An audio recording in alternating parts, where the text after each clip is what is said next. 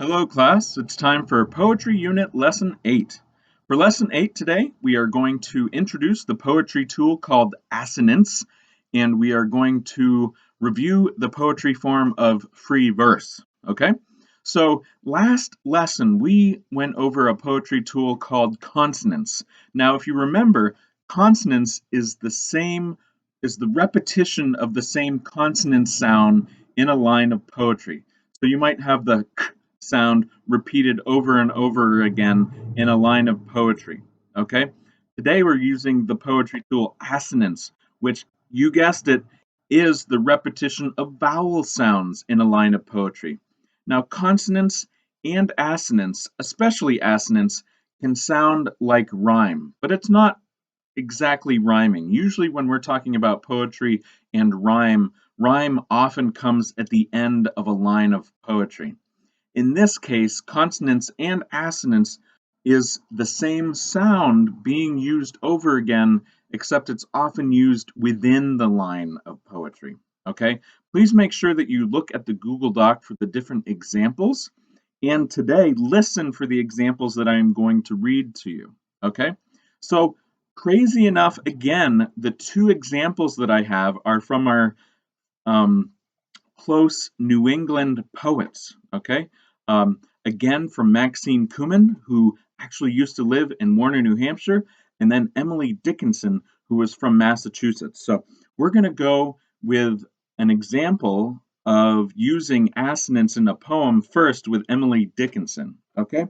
Now, Emily Dickinson, again, remember her poems have no titles, so I'll just read you this poem. It's a very short poem.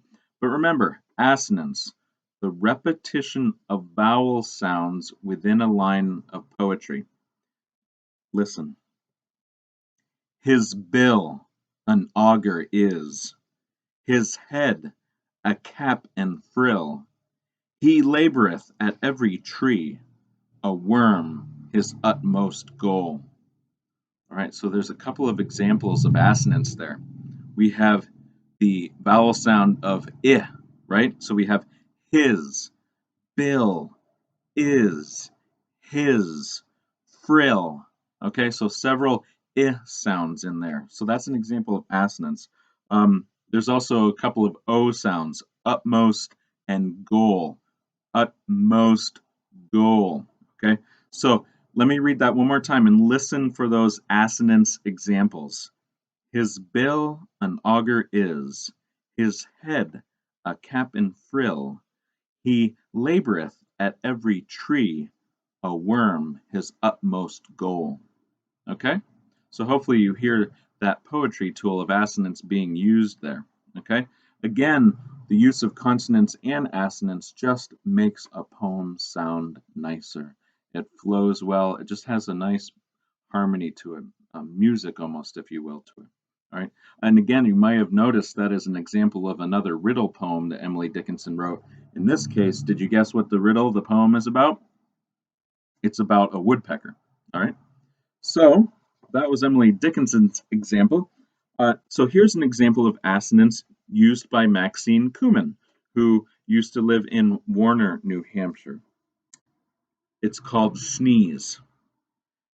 There's a sort of a tickle, the size of a nickel, a bit like the prickle of sweet sour pickle.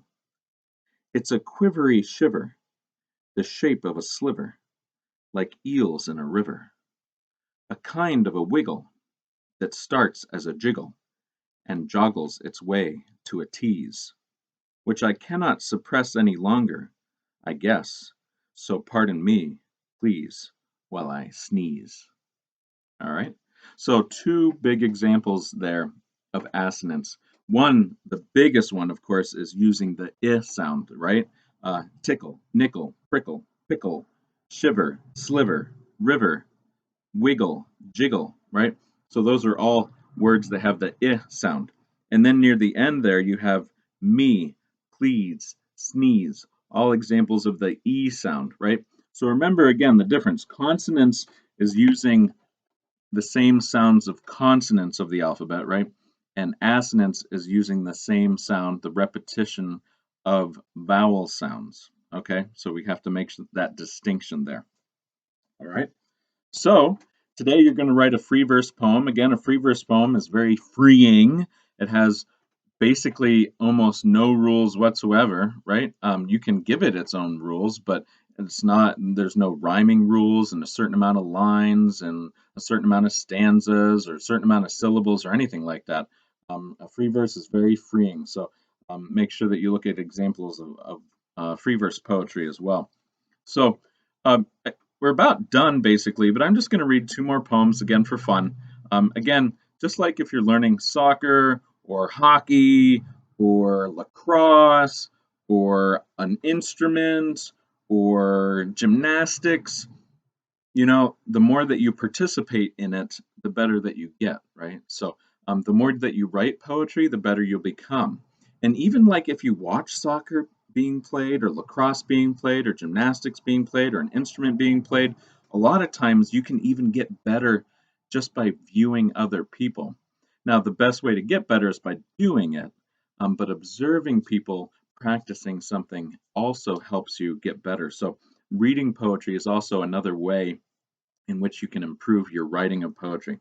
So I'm going to read, of course, another poem from Hailstones and Halibut Bones, and then I'm going to read another poem from The New Kid on the Block. Okay? So the color that we are up to in Hailstones and Halibut Bones is white. There's a big debate out there if white is a color, or is it the presence of all colors, or my goodness, I'm not even going to worry about that argument right now. It's in the Crayola crayon box. So for right now, and it's in this book. So we'll call it a color for now. What is white? White is a dove and lily of the valley, and a puddle of milk spilled in an alley, a ship's sail, a kite's tail, a wedding veil, hailstones and halibut bones, and some people's telephones. The hottest and most blinding light is white, and breath is white when you blow it out on a frosty night. White is the shining absence of all color, then absence is white, out of touch, out of sight. White is marshmallow and vanilla ice cream, and the part you can't remember in a dream. White is the sound of a light foot walking. White is a pair of whispers talking. White is the beautiful broken lace of snowflakes falling on your face. You can smell white in a country room toward the end of May and the cherry bloom. I just want to point out something real quickly here. In this poem, did you hear the line, hailstones and halibut bones? White is hailstones and halibut bones. And then here we have the book cover, Hailstones and Halibut Bones, the title of the book. At the end of this unit, you are going to make a compilation of all of your poems, and then you're going to give it a title. And you may want to start thinking about one of your favorite poems, and if there's a line in there that you really love, that might just be the title of your poetry book. Okay? So now we're going to read a not so serious poem from Jack Prelutsky, The New Kid on the Block. Let's see. That's a pretty good one. I didn't prepare to read one from here. Ah, this is always a fan favorite. This is always one that students like, anyway. It's called Homework, Oh Homework. Homework, oh homework, I hate you, you stink. I wish I could wash you away in the sink. If only a bomb would explode you to bits. Homework, oh homework, you're giving me fits.